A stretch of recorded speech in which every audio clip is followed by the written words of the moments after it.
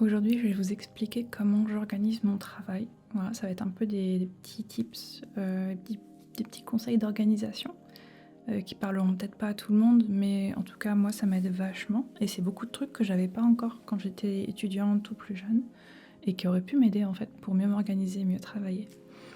1re chose, c'est que j'ai un planning à la semaine, donc c'est écrit tout petit, hein, c'est un peu le problème de celui-là. Mais en gros, c'est des feuilles, voilà, semaine par semaine. Et t'as en gros du lundi au vendredi avec le week-end ici. Et ça me permet en fait de planifier ma semaine et de voir un peu en amont qu'est-ce que je dois faire et où est-ce que je le case. Et en fait, moi je suis quelqu'un de très visuel, ce qui fait qu'avoir ça sur mon bureau, ça m'aide vraiment pour le coup à suivre un planning. Parce que en fait, ça c'est des trucs qui marchent pour moi, mais je sais que ça dépend vraiment des gens. Il y a des gens, ils auront des bullet journal, genre des journaux vraiment, des carnets vraiment ultra détaillés pour les aider à s'organiser. Moi, ça ne fonctionne pas pour moi. J'ai essayé et ça marche pas d'avoir une page par jour et tout. Donc ça, c'est ce qui fonctionne le mieux pour moi. Après, voilà, peut-être pas pour tout le monde. Et ce que je fais surtout pour organiser mon temps de travail, c'est que j'utilise la technique du Pomodoro. Et en fait, ça, c'est une technique où, en gros, on décide qu'on travaille pendant un laps de temps, je sais pas, 25 minutes, par exemple. Moi, j'ai acheté ce petit timer qui m'aide à faire ça.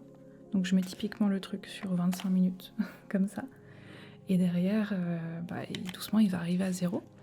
Et le principe du Pomodoro, c'est que tu choisis combien de répétitions tu veux faire en amont. Disons 3. Et quand tu arrives à 0, en gros, tu prends 5 minutes de pause.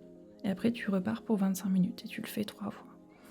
Et je trouve ça vachement pratique parce que moi, j'ai un peu tendance à m'éparpiller et à travailler sur 3 sujets en même temps et avoir plein d'onglets ouverts sur mon ordinateur. Et se dire que pendant 25 minutes, je travaille sur tel sujet, ça m'aide vraiment pour le coup à prioriser. Et voilà, à travailler sur... à me voir avancer, on va dire. Après, ce petit timer, il n'est pas du tout nécessaire, dans le sens où avant, j'avais une application sur mon téléphone qui faisait ce retardataire. Tu peux vraiment mettre ce que tu veux, en fait, pour décompter le temps. Tu peux juste avoir une horloge ou une montre aussi, c'est possible. Donc c'est à toi de voir un peu ce que tu as envie de faire et comment tu veux t'organiser. Après, j'avoue qu'avoir un truc physique sur mon bureau, ça me permet de vraiment utiliser cette méthode régulièrement. Parce qu'encore une fois, je suis quelqu'un de visuel et l'application dans mon téléphone, si j'oublie qu'elle existe parce que je ne l'ai pas vue depuis longtemps, je ne vais juste pas utiliser la méthode et je vais me retrouver désorganisée. Donc avoir un objet physique qui a pour but de me rappeler qu'il faut travailler avec cette méthode, ça m'aide beaucoup. Donc voilà, j'espère que ça vous aidera. Si vous ne connaissez pas la méthode, n'hésitez pas à essayer, que ce soit pour des révisions ou pour travailler sur un projet spécifique. Pour le coup, ça marche avec moi. Voilà. Il y a aussi plein de ressources qui existent en ligne si vous voulez des supports visuels pour ce genre de méthode.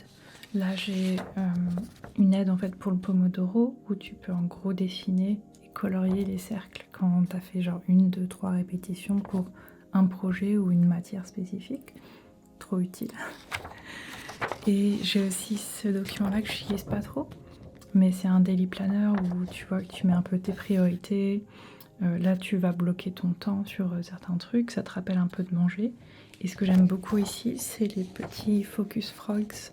Et en fait, ça te permet de dessiner pareil tes Pomodoro quand tu arrives à avancer sur des projets. Tu vois qu'elles sont divisées en 4 parties. Mais globalement, voilà, ça te permet d'avoir une petite récompense à la fin d'un Pomodoro où tu peux dessiner quelque chose. Là, à l'instant, je viens de commander pareil, un truc similaire, mais c'est avec des petits lapins.